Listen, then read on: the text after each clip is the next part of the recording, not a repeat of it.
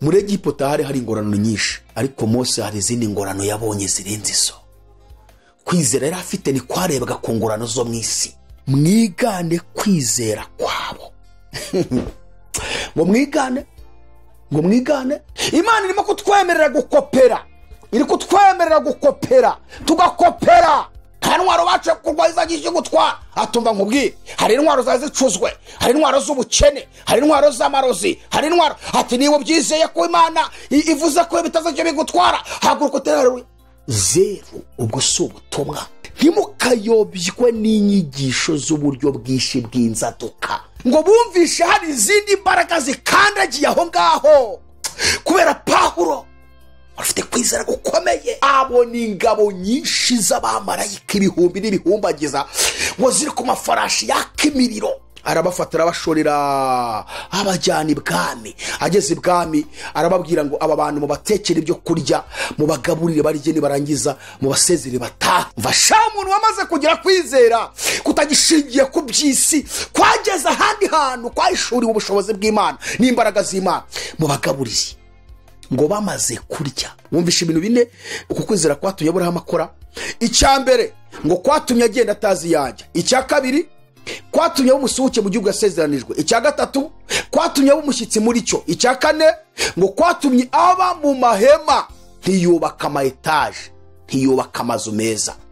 Mu gihe twebwe ibyo ari byo turimo turizera ngo Imana izadukorera. Kwizera ko kuri bari bafite kwatumye bya biri twebwe uyu munsi turi kuvuga ngo nibyo twizeye, ahubwo barabihinyuye. Imana iguha kwizeriye ntambwe uyitere uwishurirwa umudugudu.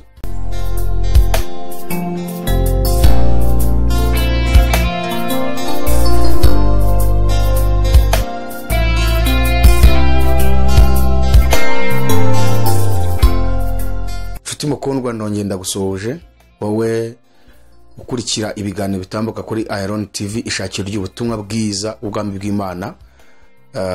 Ndakwifuriza amahoro n'umugisha biva ku Mana ndetse n'uburinzi bw'Imana aho uri. Mbere yuko dutangira rero ku ijambo ry'Imana, reka tumaze dusenge. Turagushimiye Mwami wacu, uri Imana yo kwizerwa kandi uri Imana yo kwiringirwa, uri Imana ifite imbaraga, uri Imana idahinduka, uri Imana ihora ibihe byose, uri Imana nziza yo kwizerwa. Mana, muri aya masaha turagushimira ineza yawe, turagushimira urukundo rwawe rubana natwe buri munsi, ukaturinda aho turi hose, aho dushakisha ubuzima, ukarinda imiryango yacu, ukarinda abana bacu, ukarinda abagore bacu, ukarinda abatware bacu, ukarinda famiye tuvukamo, ukaturinda. Mana, ndagushimiye iyo neza yawe, ndagushimiye iyo neza yawe, kandi uturinda atari uko twakiranutse, ahubwo ni ubuntu bwawe butagira akagero. Reka rero uyu mwanya tugiye kuganira ku ijambo ryawe na mwene data udukurikiye. Turasenze kugira ngo imbabazi zawe zize zitugote, urukundo rw'Imana rubane natwe, ijambo ry'Imana rigira ububasha kuri twebwe. Pawulo ngageze muri Efeso, ijambo ryawe ngo ryagize ububasha muri uwo mujyi. Natwe turasenze kugira ngo ijambo ryawe rigire ububasha ku buzima bwacu, ku muntu wese turi kumwe muri aya masengesho. Haleluya, haleluya. La lo sihiza lebo fedeya siwi shalamo netaya zini. Uri Imana yo kwizerwa, uri Imana yo kwiringirwa, uri Imana y'urukundo rwinshi, uri Imana y'imbabazi, uri Imana y'amateka, uri Imana itagira itangiro ntigire n'iherezo, uri Imana umuremyi w'ijuru n'isi, uri Imana yahanitse ikirere ntawe ugufashije, uri Imana yadendeje inyanja, uri Imana ihamagara ubusa mu muyaga bukakwitaba. Nawe uhanye nawe, amahanga yose ni umukungugu munsi y'ibirenge byawe. Uravuga bikaba, wategeka bigakomera. Ujya utuma ijambo ryawe rikarema ibitari biriho bikabaho. Niyo mpamvu uyu mwanya dusenze kugira ngo ijambo ryawe rireme ibitari biriho ku buzima bw'umuntu ukurikiye ubutumwa bwiza. Ijambo ryawe risenye ibyo Satani yubatse kuri we, muri we, mu buzima bwe no mu mirimo abamo. Ijambo ryawe risenye imigambi yose, imigambi ya Satani ku buzima bwe, mu izina rya Yesu Kristo. Reka Mana, ijambo ryawe ryinjire mu mitima yacu, reka ryinjire mu mutima w'uyu mwene data utangiye kumva. Reka ijambo ryawe rimubohore, tumuzinguyeho imbaraga zose zamwizingiyeho z'umubi, imbaraga za satani turazisenya. Mu ijambo ryawe harimo ubuzima, mu ijambo ryawe harimo intsinzi, mu ijambo ryawe harimo kunesha, mu ijambo ryawe rirakomeye Uwiteka. Ngwino ubane natwe uyu mwanya, imbaraga z'umubi zose zihunge. Reka Mana, umuntu ugiye kumvira ijambo ryawe yakira amahoro yarabuze, aho yaraburiye amahoro niyabone mu ijambo ryawe. Ijambo ryawe ritanga umunezero, ritanga ibyishimo, ritanga amahoro. Niyakire amahoro y'Imana, niyakire gukira, niyakire kubohoka mu ijambo ryawe. Ngwino ubane natwe Uwiteka, imbaraga z'umubi zihunge mu izina rya Yesu Kristo. Zirwanya ijambo ry'Imana, kuko Satani arwanya abumva ijambo ry'Imana. Ndagushimiye Mwami, nanjye ndakwihaye ngwaye umutima wanjye, ciye bugufi shyirwe hejuru kuko uri kwizerwa. Mana unkoreshe kuko ubyifuza. Urakoze Mwami Yesu, ndagushimiye ko vishe gusenga mbyamaje nizeye mu izina rya Yesu Kristo, amen. Imana ibahe umugisha cyane, Imana ibahe umugisha. Reka dufate Bibiliya dusome ijambo ry'Imana. Iki ni ikiganiro ubusesenguzi kuri Bibiliya, aho tugarutse ku cyigisho cyo kwizera. Tukaba turi kwiga ku ntambwe enye zo kwizera. Ubwo duherukana twari turimo kwiga intambwe ya kabiri, ya yindi ishingiye ku kwakira Yesu Kristo nk'umwami n'umukiza.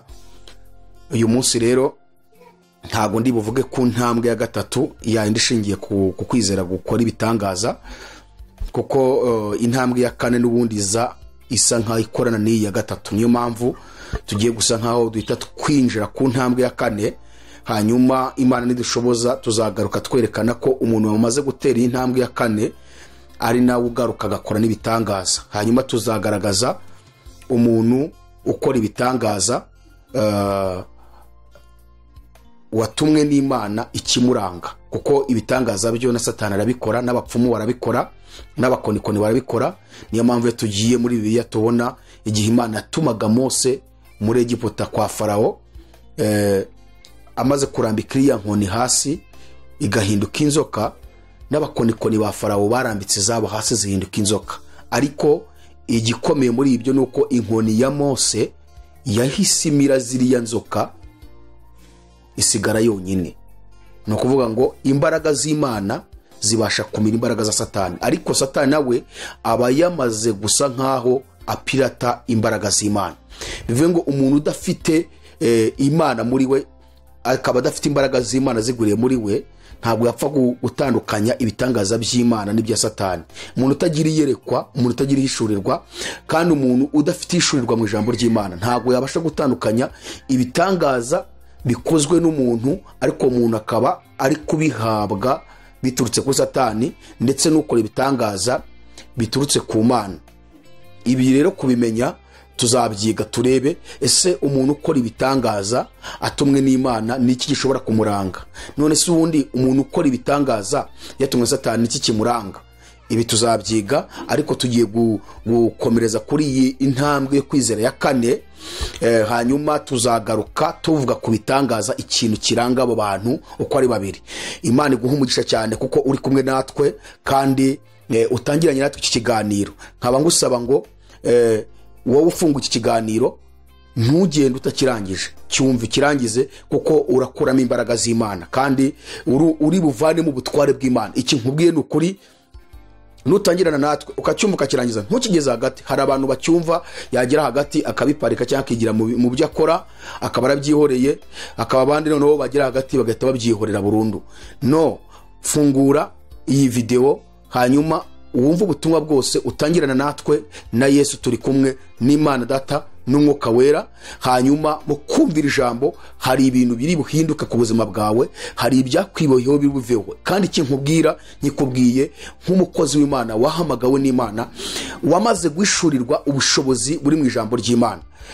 Rero tangirana natwe ikiganiro kandi ukirangize, ntusoze utakirangije. Rya sengesho rya nyuma dusengana, rya nyuma usengane natwe. Imana iguhe umugisha. Uyu munsi turashaka kugira ngo tugaruke kuri ya magambo tumaze iminsi dusoma, bwa mbere nabasomeye, kugira ngo noneho tubone ko twinjira ku nyigisho ya nyayo. Tugiye kwiga noneho, reka mvuge nti ubu noneho tugiye guhishurirwa kwizera kwa nyako. kuko ibindi byose navuga ngo ni nko gutabayanjwa. tugiye kwiga kwizera kwa nyako. Noneho Imana iri gusaba abakristo bose bamaze gutera ntambwe ya kabiri yo kwizera gushingiye ku kwakira Yesu Kristo nk'umwami n'umukiza.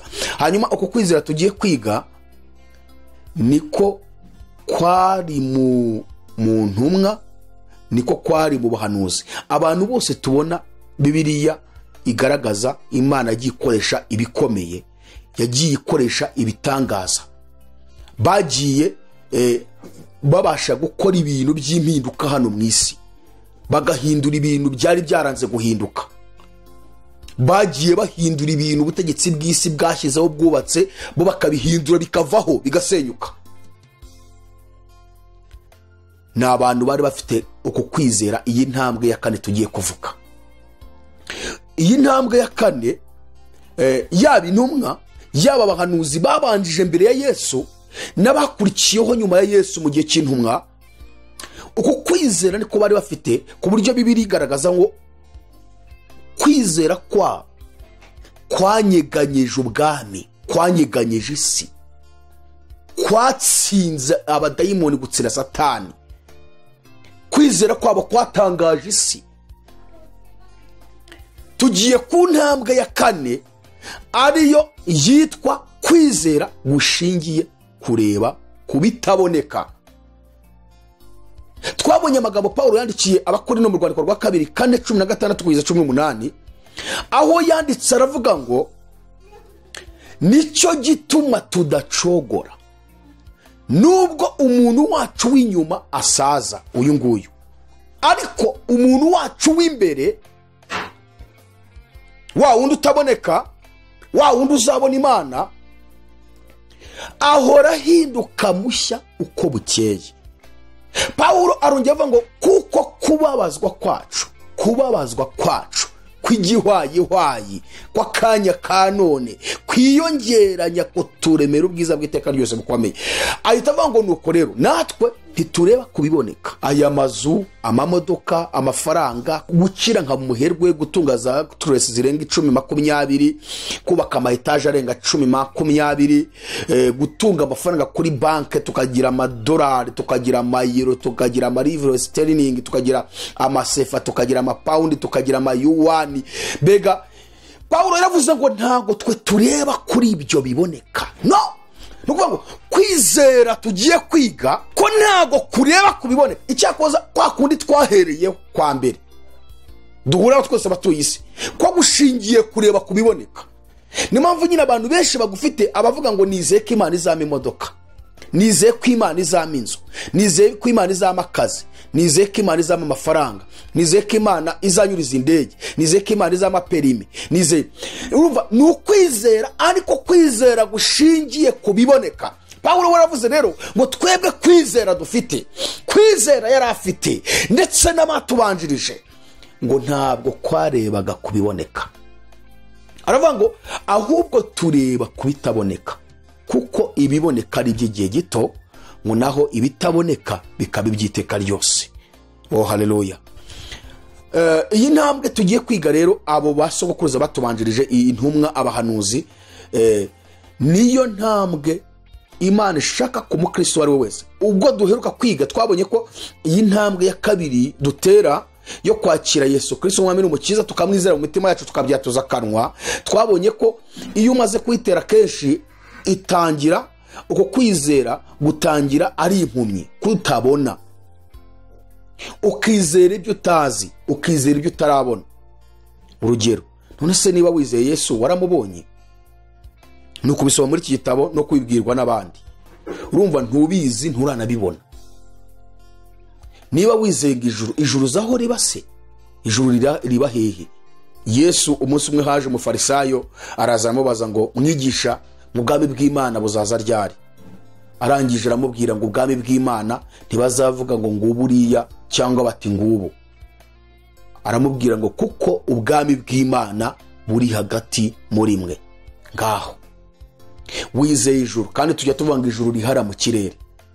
None Yesu aravuze ngo buri hagati muri twebwe.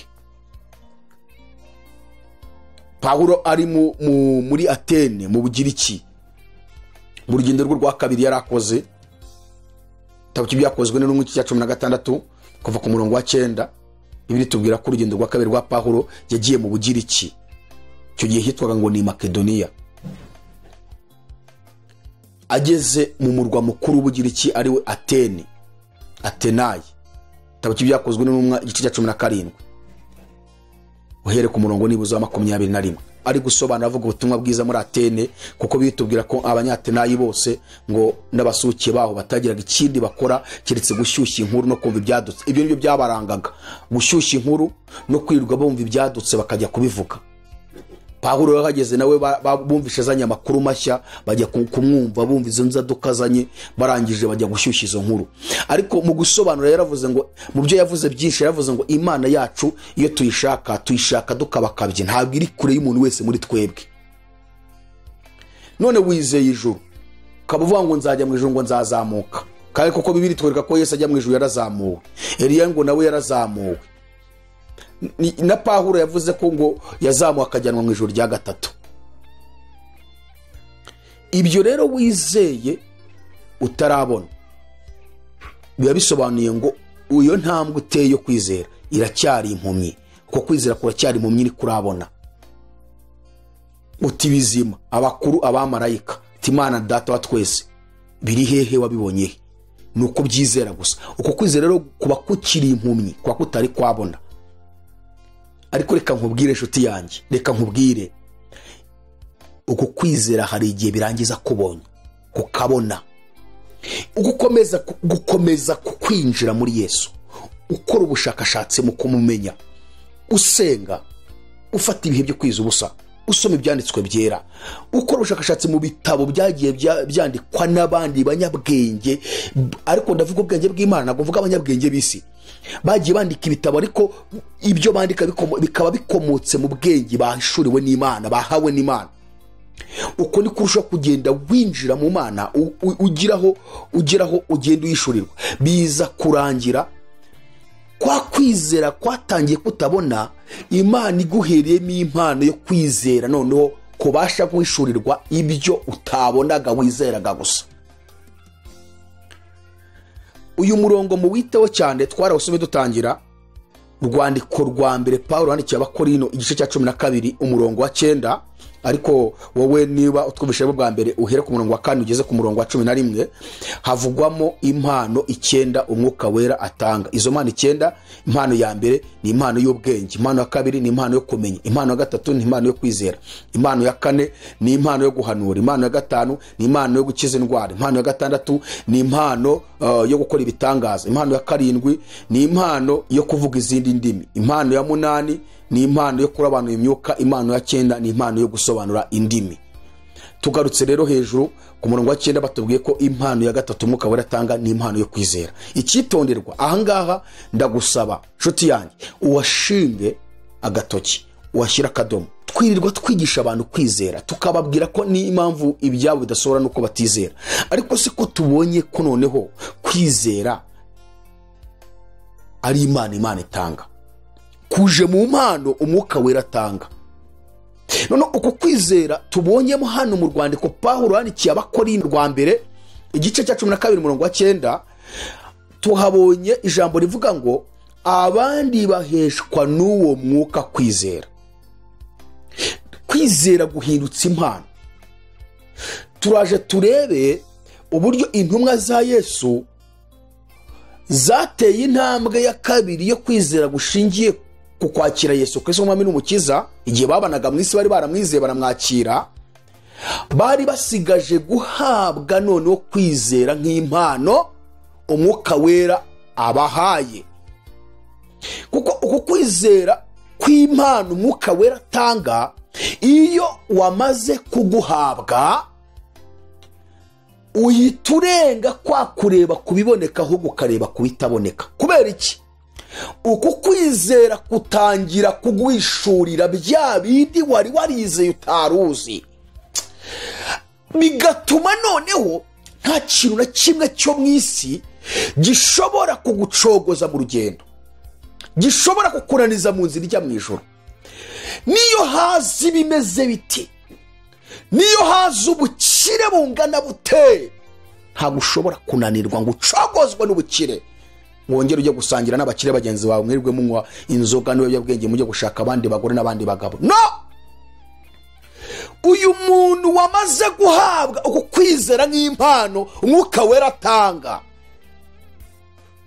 nta kintu na kimwe gishobora kumunaniza mu rugendo. Kubera iki? Iyi mpano yo kwizera iyo yakugezeho, utangira guhishurirwa Yesu, utangira guhishurirwa Imana, utangira guhishurirwa ijuru, utangira guhishurirwa ibizima, utangira guhishurirwa abakuru, utangira guhishurirwa abamarayika. Ndaje mbibabwire nshuti, ndaje mbibabwire kwizera Umwuka Wera atanga. Oh haleluya. Reka dusome tubanze twumve. Turashaka kureba hahandi mu rwandiko rw'Abaheburayo intwari zo kwizera. Ni ibiki bizeraga? Ese ibyo bizeraga nibyo natwe turi kwizera uyu munsi? Ese kuki byageze aho Imana ibita intwari? Wowe unkurikiye aka kanya ukaba waramaze gutera intambwe ya kabiri, ariyo kwizera gushingiye kwakira Yesu Kristo nk'umwami n'umukiza w'ubugingo bwawe. Wumva uramutse neza aka kanya uvuye mu isi, urabyihamiza n'umutima wawe yuko Imana yagushyira mu ntwari zo kwizera nk'uko abatubanjirije yabashyize mu ntwari zo kwizera. Ese ubundi ni ibiki bizeraga? Bizeraga amazu, bizeraga ko Imana izabaha amamodoka, bizeraga ko Imana izabaha amafaranga n'akazi n'ibindi, izabakiza indwara. Ngira ngo niba twaratangiranye twabonye ko ibi byose biri mu nshingano y'Imana, si ibyo kwizera, ahubwo hari icyo kwizera uyu munsi tutari twahishurirwa ngo tukizere. Icyo nicyo dushaka kureba noneho.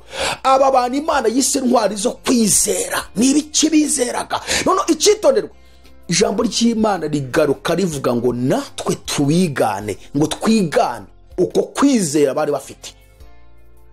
Bivuga ngo nutakwigana, kwizera kwawe zero ntaho kuzakugeza, kuko ijambo ry'Imana ni itegeko, nta discretion ibamo. Icyo rikubwiye nicyo, mwigane kwizera kwabo. Ugomba kubyigana tu. Tugiye kubanza turebe rero muri izi ntwari zo kwizera tugiye gusoma. Ntabwo ndi busome iki gice cyose, ariko ndagusaba kugira ngo uzasome iki gice cya 11 cy'urwandiko rw'Abaheburayo, urebe n'intwari zo kwizera, urebe n'ibyo bizeraga, hanyuma urebe nuko kwizera bari bafite icyo kwabahesheje. Icya mbere ni ukureba bizeraga ibiki, ni ibiki bizeye. Icya kabiri, uko kwizera kwabahesheje iki. Urasanga icyo kwabahesheje gitandukanye n'icyo twebwe uyu munsi turimo kwizera. Twebwe turatinya tukavuga ngo twizeye ko tutazicwa n'inzara, mu gihe bo noneho kwizera bari bafite kwabahesheje kwicwa n'inzara, ariko ntibacogora. Umuntu agahora yikanira kwizera ngo jyewe nizeye ko ngo nzatunga imodoka, ngo sinzapfa natunze imodoka, mu gihe bo kwizera bari bafite nk'impano Umwuka Wera yabahaye kwabahesheje kwirirwa bagenda imisozi n'ibibaya, bagafata ibihugu bakanyija mu bindi, bagenda n'amaguru bagiye kuvuga ubutumwa. Mu gihe wowe utatera nibuza utagenda nk'ibirometero nka 5 ugiye mu ivuga butumwa ugenda n'amaguru. Reka tuvuge wenda ngo nicyo gihe turimo iterambere ryaraje, ariko icyitonderwa, icyo gihe nabo bari bafite iterambere ryabo. Hari amafarasi, hari indogobi, hari ingamiya, hari amato, hari ibintu byinshi bafata cyangwa bakabigura bakabigenderaho bajya mu ivugabutumwa. Ariko kuko bari bafite kwizera kwabarengeje ibya hano mu isi, baragendaga ntibananirwe. Igitabo cy'umuhanuzi Yesaya igice cya 40:28 haravuga ngo mbese ntiwari wabimenya, ese nturabyumva? Imana ihoraho, Uwiteka umuremyi w'impera z'isi, ntirambirwa, ntiruha, ubwenge bwayo ntiburondoreka. Niyo iha intege abarambiwe, niyo iha intege abarambiwe, kandi utibashije imwongeramo imbaraga. Abasore b'imigenda bazacogora baruhe, n'abasore bazagwa rwose, ngo ariko abategereza Uwiteka, oh haleluya, ngo bazasubizwamo intege nshya, bazatumbagira mu kirere, bagurukisha amababa yabo nk'ibisiga, baziruka be kunanirwa, ngo kandi bazagenda be gucogora. Umuntu wamaze kugira uko kwizera ntashobora gucogora, ntashobora kunanirwa, yavana akagera ku mpera y'isi atararwa. Hari imbaraga z'umwuka Imana imuzuza, otaliwiza fe peshalos lesta sove detaye brira fe hazoma jawiya sinema. Hari imbaraga z'Imana Imana ijye mwuzuza.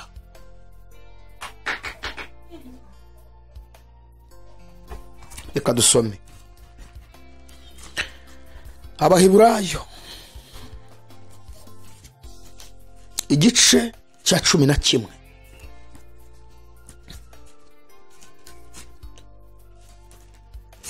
Turabanza dusome ya titire, ariko ndashaka kugira ngo izi ntwari zo kwizera Bibiliya tubwira, izi ntwari zo kwizera Bibiliya ivuga, ndashaka kugira ngo tuganire ku ntwari ebyiri, hanyuma nawe uzasoma izindi ntwari zose urebe kwizera bari bafite, kwizera bari bafite. Nubwo ngiye gusa nk'uwihuta, tugahita dusoma no mu Baheburayo igice cya 13 umurongo wa 7 tugeze ku murongo wa 10, ariko umurongo cyane shaka ni wa 7. Usibye ko niyo mirongo nayo irimo amagambo meza ashingiye mu gusenya bya bindi twizera bya hano mu isi. Izo ntwari ebyiri rero nzarobanuramo, tugiye kuziga turebe ese ibyo twizera uyu munsi nibyo bizeraga.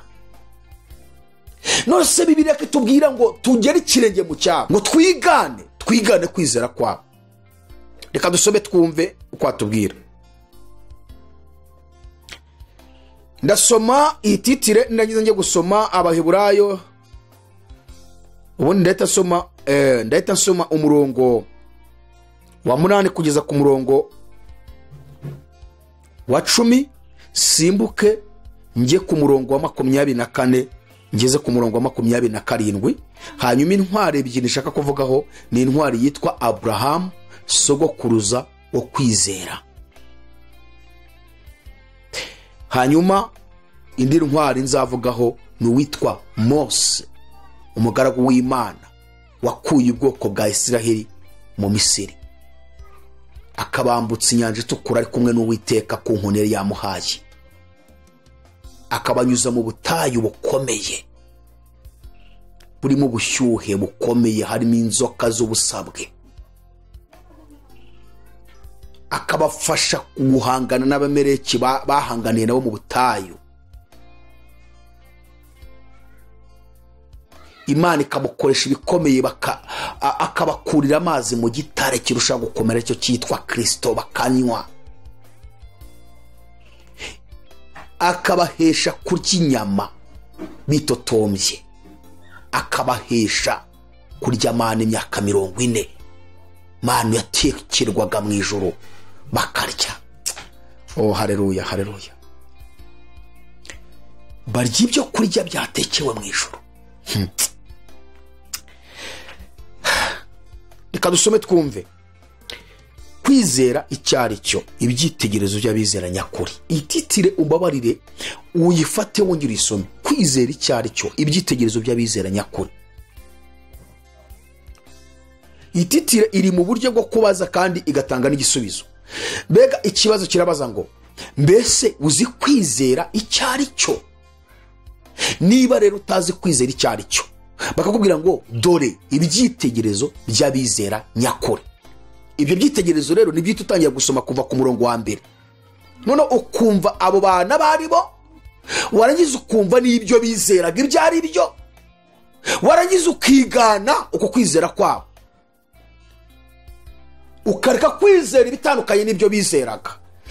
Twinjiye ku ijambo cyangwa ku ntambwe ya kane yitwa kwizera gushingiye kureba ku bitaboneka, kuko ibiboneka ari iby'igihe gito naho ibitaboneka bikaba iby'iteka ryose.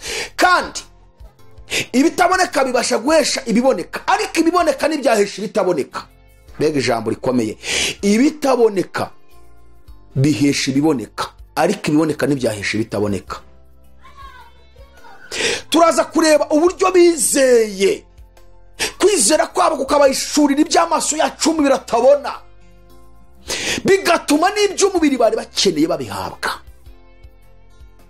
Babaye abakire mu ruhande rw'umubiri, bagize amafaranga, bagize ubutunzi, ariko kwizera bari bafite kwari kwararenze ubutunzi, kwari kwararenze amafaranga, kwari kwararenze akazi, kwari kwararenze ibiryo, kwari kwararenze. Nubwo babitunze ariko ntibigeze bibarangaza mu nzira, kuko kwizera kwabahishuriraga ko ari impamba y'urugendo Imana yabahaye bagomba kwifashisha kugira ngo bakomeze urugendo rwabo binjira muri gakondo nziza yabera. Reka dusome twumve umurongo wa 8. Haravuze ngo kwizera niko kwatumye Aburahamu yumvira Imana imuhamagariye kujya aho yaragiye kuragwa, nuko agenda atazi iyo ajya. Umurongo wa 9. Kwizera niko kwatumye aba umusuhuke mu gihugu asezeranijwe, akaba nk'umushyitsi muri cyo, akabana mu mahema na Isaka na Yakobo abaraganywe nawe ibyo byasezeranijwe. Impamvu yatumye ibyo byose bibaho, kuko yategerezaga umudugudu wubatse ku mfatiro, uwo Imana yubatse ikawurema. Ikitonderwa, mbere yuko tujya ku murongo wa 24 tukageza ku murongo wa 27, ndashaka kubanza kugaragaza ibintu bine Aburahamu yakoze bitewe no kwizera yari afite icyo kwamwerekaga. Icyo kwamwerekaga ni ikibahiro kije batubwira ngo yategerezaga umudugudu wubatse ku mfatiro, uwo Imana yubatse ikawurema. Bivuga ngo hari umudugudu yabonaga utandukanye n'ibyo mu isi Imana yamubwiraga. Ariko Mana uratangaje. Umva ibintu bine Aburahamu kwizera kwamuteye gukora. Baratubwiye ngo kwizera niko kwatumye Aburahamu yumvira Imana imuhamagare kujya aho yaragiye kuragwa, nuko agenda atazi iyo ajya. Ni ukuvuga ngo kwizera Aburahamu yari afite kwatumye icyambere agenda atazi iyo ajya. Mbega kwizera gukomeye, yagiye atazi yajya. Icya kabiri, uku kwizera Aburahamu yari afite ngo kwamuteye kuba umusuhuke mu gihugu yasezeranijwe, aba umusuhuke muri cyo. Icya gatatu, ku kwizera kwamuteye ngo yabaye umushyitsi muri icyo gihugu Imana yamusezeranije. Tekereza kugira ngo ube umushyitsi mu byawe, ube umushyitsi mu rugo rwawe, ube umushyitsi mu butunzi bwawe. Aburahamu ageze mu gihugu Imana yamusezeranije, iramubwiye ngo ngiki, arangije aba nk'umushyitsi muri cyo, ngo ni ukubera kwizera yari afite. Icya kane, ngo yabanye mu mahema na Isaka na Yakobo abaraganywe nawe ibyo byasezeranijwe. Wumvishe ibintu bine uku kwizera kwatumye Aburahamu akora. Icya mbere, ngo kwatumye agenda atazi yajya. Icya kabiri, kwatumye aba umusuhuke mu gihugu yasezeranijwe. Icya gatatu, kwatumye aba umushyitsi muri cyo. Icya kane, ngo kwatumye aba mu mahema, ntiyubaka ama etaje, ntiyubaka amazu meza. Mu gihe twebwe ibyo ari byo turimo turizera ngo Imana izadukorera, Aburahamu we yanze kubyubaka, kandi ubwo bushobozi yari abufite. Aho ugiye kuvuga ngo none se uragira ngo twe kubyubaka, byubake rwose. Imana niguhe n'ubushobozi ubyubake, ariko siho kwizera kwacu gukwiriye gushingira. Turi ku cyitegererezo cy'abizera, turi kureba ibyitegererezo by'abizera nyakuri, ngo nibo byitegererezo byo kwizera nyakuri. Kwizera ko kuri bari bafite kwatumye bya biri twebwe uyu munsi turi kuvuga ngo nibyo twizeye, ahubwo barabihinyuye. Kubera iki? Aburahamu yakoze ibyo bintu bine, ngo impamvu nuko yitegerezaga umudugudu wubatse ku mfatiro uw'Imana yubatse ikawurema. hari umudugudu yabonaga. Nshuti wowe unkurikiye, ndakwifuriza kugira ngo Imana iguhe kwizera nk'impano, kukwereke umudugudu Yesu yagiye kugutegurira, kukwereka umudugudu urimo urubakwa. Umudugudu Aburahamu yabonye mbere y'imyaka 100 yuko Yesu aza mu isi. None n'uyu munsi uyu mudugudu Yesu yaratubwiye ngo ngiye kongera kuwutunganya kugira ngo tuzawemo.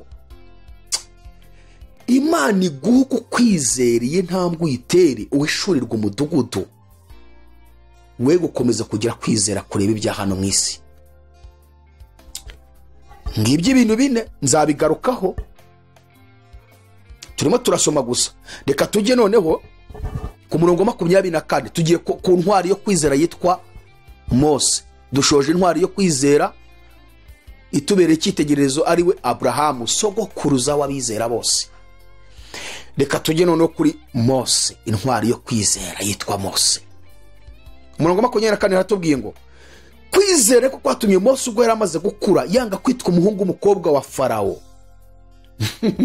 Umva ngo kwizera Mose yari afite kwatumye ubwo yari amaze gukura icyambere yanga kwitwa umuhungu w'umukobwa wa Farawo.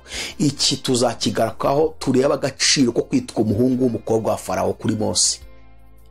Cyari ikintu cy'agaciro, cyari ikintu cy'icyubahiro kirenze, ariko Mose ngo kwizera kwe kwatumye yanga kwitwa umuhungu w'umukobwa wa Farawo. Tuzavuga kuri Egiputa muri kiriya gihe cya Mose uburyo yari imeze mu isi. Icya kabiri, ahubwo agahitamo kurengananwa n'ubwoko bw'Imana, abirutisha kumara umwanya yishimira ibinezeza by'ibyaha. Kwizera kwatumye Mose yanga kwitwa umuhungu w'umukobwa wa Farawo. Icya kabiri ngo kwatumye ahitamo kurengananwa n'ubwoko bw'Imana bwa Isiraheli. Icya gatatu ngo kwatumye kurenganwa abirutisha ibinezeza by'ibyaha. None icya kane kwamuhesheje ku kwizera ni iki? Ku murongo 26 ngo kuko yatekereje yuko gutuko bamuhora Kristo ari ubutunzi buruta bw'Abanyegiputa babitse bwose. Impamvu rero umva ko kwizera ikintu kwari kwarakoze kwatumye Mose ahitamo biriya bintu bine nawe. Ku murongo 26b ngo kuko yatumbiraga ingororano azagororerwa. Ni ukuvuga ngo muri Egiputa hari ingororano nyinshi, ariko Mose hari izindi ngororano yabonye zirenze izo. Kwizera yari afite ni kwarebaga ku ngororano zo mu isi. Bega amagambo aryoshye, kasubiremo aya magambo muyumve. Kwizera niko kwatumye Mose ubwo yari amaze gukura icyambere ngo yanga kwitwa umuhungu w'umukobwa wa Farawo. Icya kabiri, ahubwo ahitamo kurengananwa n'ubwoko bw'Imana. Icya gatatu, abirutisha kumara umwanya yishimiye ibinezeza by'ibyaha. Icya kane, kuko yatekereje yuko gutuka bamuhora Kristo ari ubutunzi buruta bw'Abanyegiputa babitse bwose. Impamvu ya byose uko kwizera kwamukoreye kwatumye akora ibyo byose ngo nuko yatumbiraga ingororano azagororerwa. Umurongo 27 uravuga ngo kwizera niko kwatumye ava muri Egiputa ntatinye umujinya w'umwami, kuko yihanganye nk'ureba itaboneka. Nuvuga ngo yihanganye, ariko yihangana nk'umuntu wamaze guhishurirwa uri kureba Imana itaboneka. Yavuye muri Egiputa ngo ntiyatinye umujinya w'umwami, ntabwo yigeze atinya umwami Farawo wari umugome. Impamvu ngo yihanganye nk'ureba itaboneka. Nshuti yanjye, ndakwifuriza kugira iyi ntambwe ya kane, ukagira kwizera ushingiye kureba ku itaboneka. Ibi bintu Mose akoze ngo kwizera yari afite kwamwishuriye ibintu byose byo muri Egiputa, ubutunzi bwaho, amafaranga, icyubahiro, ngabona ni ibinezeza by'ibyaha.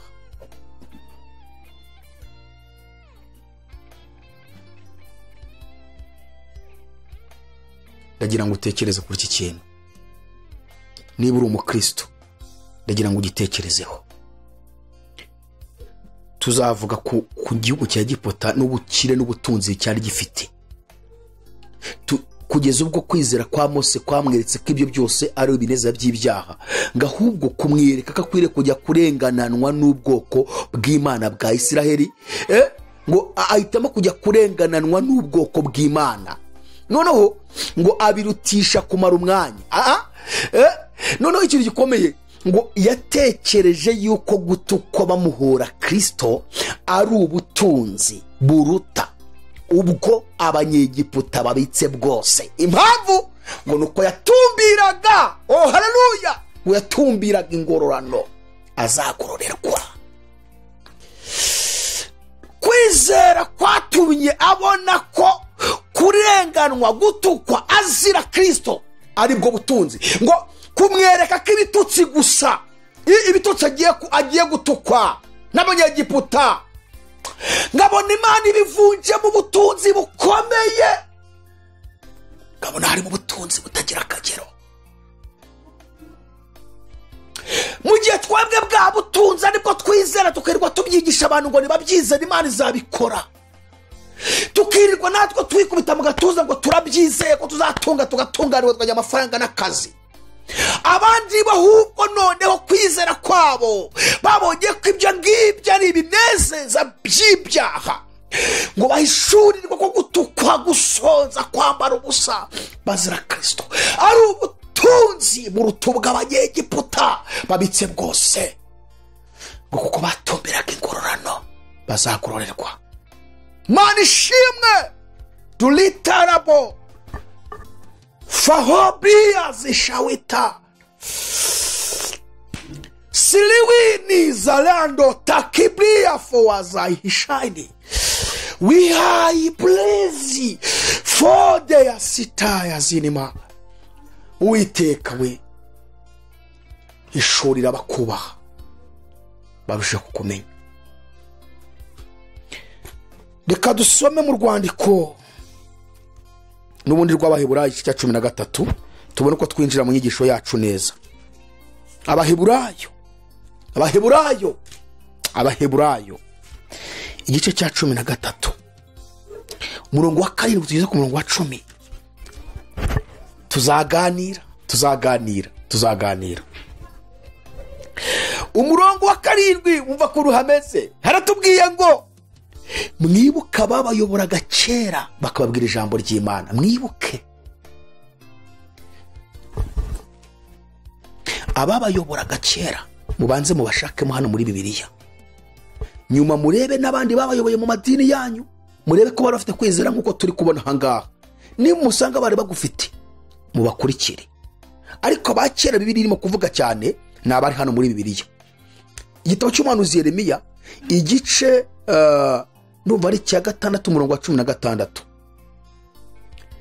haravuga ngo Uwiteka aravuga ati muhagarare mu nzira murebe, kandi mubaririze inzira za kera, aho inzira nziza iri aba ariyo munyuramo, niho muzabona uburuhukiro mu mitima yanyu. Ariko umurongo ukurikiyeho baravuga ngo ariko barabihakana bati ntituzayinyuramo.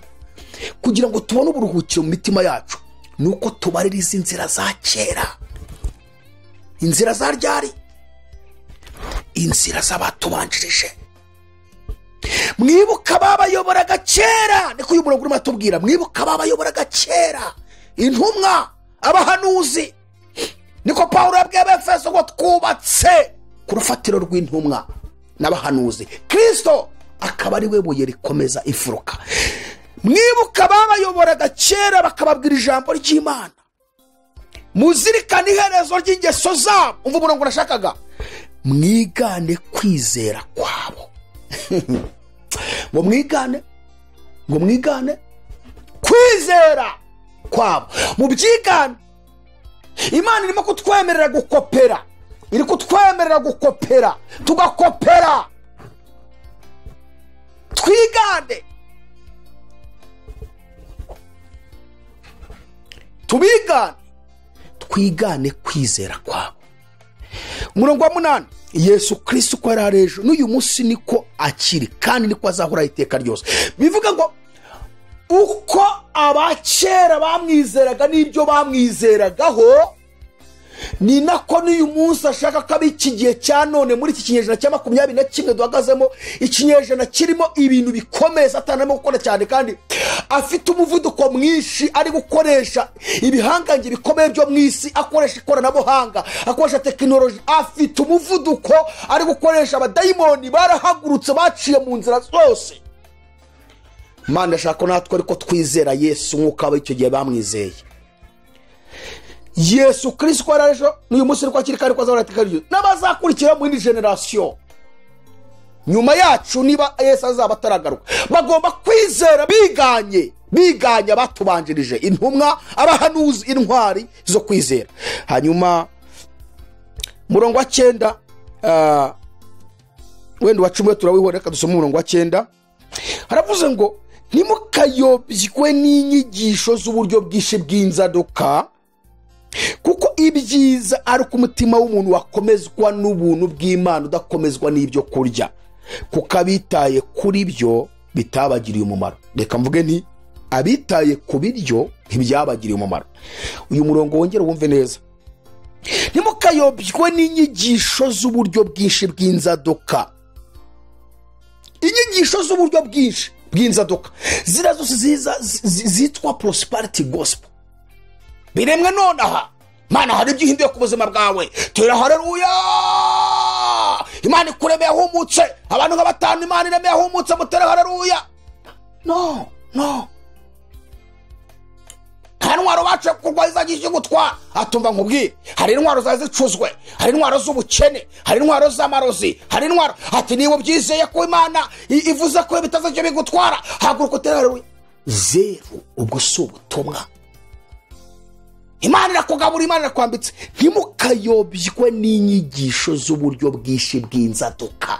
Umva rero noneho hano uyu mwanditsi agiye gutasenyera ibyo bintu byose, kuko ibyiza ari uko umutima wakomezwa n'ubuntu bw'Imana udakomezwa n'ibyo kurya. Ngo kuko abitaye kuri byo bitabagiriye umumaro. Inyigisho zishingiye ku biryo, inyigisho zishingiye ku mafaranga, abitaye kuri ibyo ntibyabagiriye umumaro. Izo ni inyigisho z'uburyo bwinshi bw'inzaduka, ni inyigisho zirimo ubuyobe, zituma abantu barushaho kurebera Imana mu mafaranga n'akazi n'ibiryo n'ibindi. Ntabwo Imana dukwiye kuyizerera kuri ibyo. No, turebere ku batubanjirije. Tugiye kuvuga ku bantu babiri, Mose na Abrahamu. Uzasoma izindi ntwari zo kwizera. Ahandi tuzasoma ni mu Baheburayo ibice 11 kuva ku murongo wa 33 kugeza ku murongo wa 40. Reka ngo musigire teste, uhasome ubitekerezeho neza, uhasome urebe ko kwizera bari bafite ikintu kwabahesheje mu gihe twebwe kwizera dufite uyu munsi turimo kumva ko ugomba kuduhesha imodoka n'inzu. Noneho uzasome Abaheburayo 11 umurongo wa 33 tugeze ku murongo wa 40. Mbere yuko tugaruka gukomeza kwiga inyigisho, tuzagaruke wahisomeye, wanahatekerejeho umwanya munini, ntuzahite ucamo wihuta, uzitonde gato, ubanza wumve kwizera bari bafite icyo kwabahesheje. Urebe noneho twebwe kwizera dufite uyu munsi icyo turi kwifuza kwaduhesha biratandukanye. Umva, harimo itandukaniro rikomeye na n'ahantu bihuriye. Niyo mpamvu kwizera kwabo kwanyeganyeje isi, kwanyeganyeje ubutegetsi bwo mu isi, kwanyeganyeje abami, kwanyeganyeje ibikomangoma. Turimo turiga itorero rya Efeso mu kiganiro igihe cyane, twabonye ko Pawulo akandagiye ahitwa muri Aziya, noneho ageze mu mudugudu w'Iberoya, ngo abakonikoni, abapfumu, abantu bose bakoreshaga imbaraga za gikonikoni n'imyuka mibi, ngo bumvishe hari izindi mbaraga zikandagiye aho ngaho kubera Pawulo afite kwizera gukomeye. Ngo abadayimoni batangira kubwira babwira abatware bakoreshaga muri iyo midugudu bavuga ngo nimwiruke muhunge kubera ko hari ubwami buje inahangaha burakomeye buratumaze. ngo abatware bari bafite abadayimoni muri bo babakoreshaga iby'ubukorikori ngo batangira kwirukanka bavuga ngo abubitse ibihugu.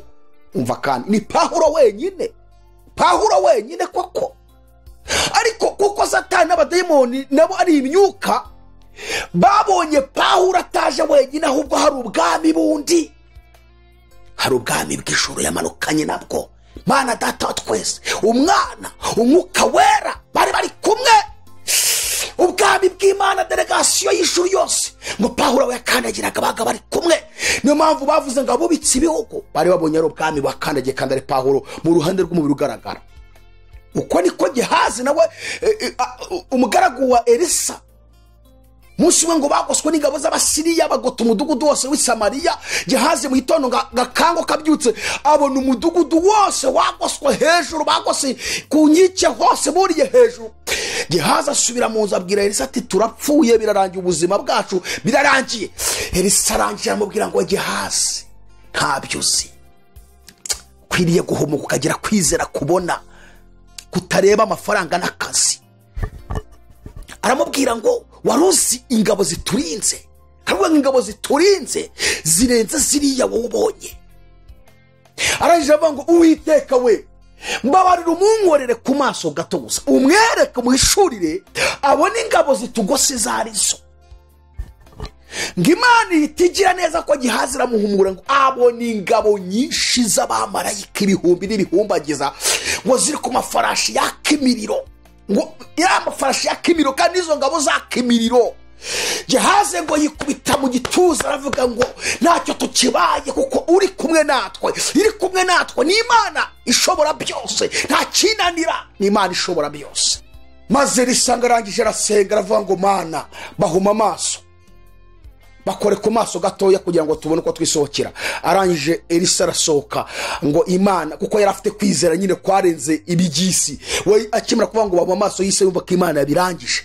arasohoka arababaza ngo muje gushaka nde, murashaka nde? turashaka umuntu witwa Elisa hano watuzengereje w'umuhanuzi. ati nimuze mbereke njye kubereka ahari. arabafata arabashorera abajyana ibwami. ageze ibwami arababwira ngo aba bantu mubatekere ibyo kurya, mubagaburire barye, nibarangiza mubasezere batahe. vasha umuntu wamaze kugira kwizera kutagishingiye ku by'isi, kwageza ahandi hantu kwahishuriwe ubushobozi bw'Imana n'imbaraga z'Imana, mubagaburire. ngo bamaze kurya Elisa abwira Imana ngo bahumura amaso, kandi bararebaga, ariko Imana uburyo yari yabikoze ni uburyo buri automatique ko Imana niyo yaturemye. ngo bahita babona bari ibwami, abise barahagose, babona uburyo babafashe. Elisa arangije arababwira ati rero mugende mubwire umwami wabatumye ko uba ari ubwoko butajya bumenyerwa, kandi ntabwo twebwe tujya twihorera, nimufate ibintu byanyu mwigendere. mu kuva icyo gihe hashize imyaka myinshi, Isiraheli itarongera guterwa n'Abasiriya n'Abashuri. mbega Imana yesi kuri ikintu gikomeye. Abasiriya bagina ingabo zanyenze bwe mwama ati murabahora iki kari abantu beza. Imana iguha kwizera nshuti. intambwe ya 4, kwizera gushingiye kureba kubitaboneka, kukiboneka ari by'igihe gito naho bitaboneka akabyiteka ryose. Imana iguha umugisha. tutangiye intambwe yo kwizera gushingiye kureba kubitaboneka. ukomeza ubitekerezo neza, usoma aya magambo. ni Imana uko kwizera gushingiye kureba kubitaboneka, ni Imana Umwuka Wera atanga. Rwandiko rwa mbere Pawulo ni Abakorinto igice cya 12 umurongo wa 9. iyi ni Imana Umwuka Wera atanga. birakwiriye ko niba warakijijwe wegera Imana cyane ikaguha umwuka ugahabwa iyi mpano. tuzareba intumwa uburyo zazengereje Yesu mu gihe zitarahabwa Umwuka Wera ngo zigiriye impano, bahoraga bamutesha umutwe kuko kwizera kwabo kwahoraga kubereka ibigaragarira amaso y'umubiri gusa. bagahora basubira inyuma, bagahora bitotomba, bagahora bagirana amashyari, ninde uzayobora undi natuvamo. bagahora bavuga ati subire ko twasize ibyacu, kuko kwizera kwabo kwarebaga kubya hano mu isi. ariko umunsi bahawe umwuka wera, umva, hari ijambo Petero yavuze rikomeye. Wa wundi wahoraga asubira inyuma buri munsi, yaravuze ngo Yesu wa wundi mwishe mukamubamba niwe ukoze ibi. Ati wa mugabo wacishetse niwongeye kudushinja uwo muntu. Arababwira ati umva, ari mwebwe ari n'Imana, twumvire ndi. Aravuga ati rero mutaragira icyo musubiza, twebwe icyo tugomba gukora no kumvira Imana kuruta abantu. Petero yamaze kurenga gutinya urupfu, yamaze kurenga gutinya ubukene n'ibindi, kuko hari igihugu arimo guhishurirwa. Aburahamu yabonye umudugudu, Mose yabonye ingororano. Ibi tuzabigarukaho tugende twiga akantu ku kandi, ariko ndagusabira Imana kugira ngo Imana iguhishurire, iguhe impano yo kwizera kureba ahandi. Kwa kwizera watangiye ari impumyi, Imana igukoreho kurebe kubone, nibwo utazongera guterwa ubwoba n'ubuzima bwa hano mu isi. Ntimukiganyire mutekereza ngo tuzarya cyangwa tuzanywa iki cyangwa tuzambara iki, kuko byose abapagani babishaka, kandi so mwijaze ko mubikwiriye byose. Ahubwo mubanze mushaka ubwami bw'Imana no gukiranuka kwayo, nibwo ibi byose muza byongererwa. Imana ibahe umugisha. Reka dusenge. Mwami Yesu, turagushimiye kubwo ijambo ryawe ryiza ukomeje kutugaburira. Turagushimiye kubwa mwene data wari muraryumva none ahangaha atangiye guhishurirwa Imana, atangiye kuguhishurirwa. Mana, ndasenze kugira ngo aka kanya ijambo ryawe ryinjire muri we, risesengure rivanemo ibidafite umumaro, ryinjire ritangire kumuhumura amaso arushaho kubona. Urimo kudusaba ko tugomba kwizera izi ntwari kuko ni igicucu cyacu. Komeza kuduhumura amaso, komeza guhumura abasore n'abakobwa bakurikiye ubutumwa bwiza buri gutambuka kuri Iron TV. Imbaraga z'umwanzi zabasha kurwanya Iron TV zitsirwe, imbaraga zose zahaguruka kuko ubutumwa bwiza burimo kubohora abantu zitsirwe. Mamagaye ijuru, mamagaye ubutware, mamagaye imbaraga z'ijuru. Imana rurema, Imana ishobora byose, Imana itagira ikinanirwa. Mana, ndasabye kugira ngo imbaraga zawe zigote irivuga butumwa, kandi umuntu wese umvisha ubutumwa bwiza muhumure, muhe kwizera kurenga amafaranga n'akazi, kurenga ibyo byose, kuko tuzasanga uko kwizera Aburahamu bari bafite, ba Mose, abatubanjirije ba Pawulo, ba Dawidi, uko kwizera kwabahesheje n'ibifatika, kandi bapfuye babifite ariko ntibari babyitayeho. Mana, igituma benshi muri iyi minsi bamaze kunanirwa kugukurikira, bakaba bacitse mu nzu yawe, bakaba baretse iby'agakiza, umwanya bagwaga ukaba umaze gushira, nuko kwizera kwabo baracyari kuri ya ntambwe ya mbere ireba kubiboneka gusa. Bari kubona isi iri kubasiga, bari kubona isi iri kwihuta, ifite umuvuduko, bari kwihutana nayo umwanya bahaga Imana barawubuze. Ariko turasaba, turasenze kugira ngo kwizera kwawe uyiri ntambwe uyibateze, kuko abantu bagufite babasha kubana n'Imana, bagasenga, bagakiranuka, kandi bakayiha umwanya, kandi uko kwizera kukabazanira n'iby'umubiri. Urakoze Yesu, ndagushimiye kumvishe gusenga, njyambaje nizeye mu izina rya Yesu Kristo, amen. Murakoze. Imana ibahe umugisha, hanyuma ikiganiro nakagaruka.